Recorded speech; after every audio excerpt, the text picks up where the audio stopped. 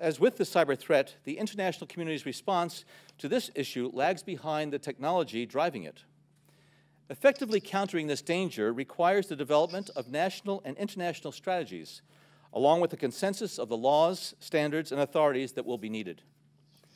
And as CI officers and their intelligence community colleagues work hard to protect our country from the darker side of technological change, we are mindful of how even beneficial advances can have destabilizing effects in the long run.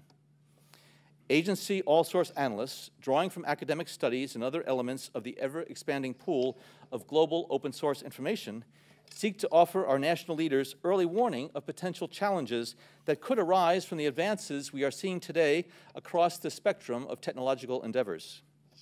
As former Defense Secretary and CI Director Bob Gates is fond of saying, when intelligence officers smell flowers, they look around for a coffin. That remains a pretty good depiction of our intelligence mindset.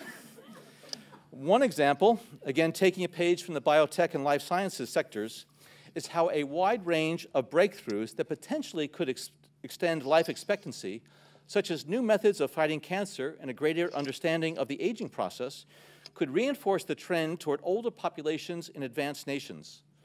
Some of the world's leading economies, and even the lesser economies, could face even stronger headwinds from having significantly larger proportions of retired people and older people relative to working-age citizens. Another example is the array of technologies, often referred to collectively as geoengineering, that potentially could help reverse the warming effects of global climate change. One that has gained my personal attention is stratospheric aerosol injection, or SAI, a method of seeding the stratosphere with particles that can help reflect the sun's heat in much the same way that volcanic eruptions do. An SAI program could limit global temperature increases, reducing some risks associated with higher temperatures and providing the world economy additional time to transition from fossil fuels. This process is also relatively inexpensive. The National Research Council estimates that a fully deployed SAI program would cost about $10 billion yearly.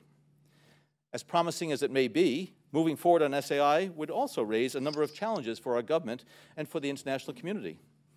On the technical side, greenhouse gas emission reductions would still have to accompany SAI to address other climate change effects, such as ocean acidification, because SAI alone would not remove greenhouse gases from the atmosphere.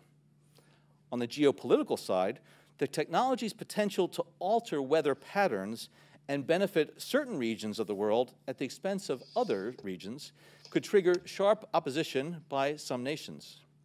Others might seize on SAI's benefits and back away from their commitment to carbon dioxide reductions. And as with other breakthrough technologies, global norms and standards are lacking to guide the deployment and implementation of SAI and other geoengineering initiatives.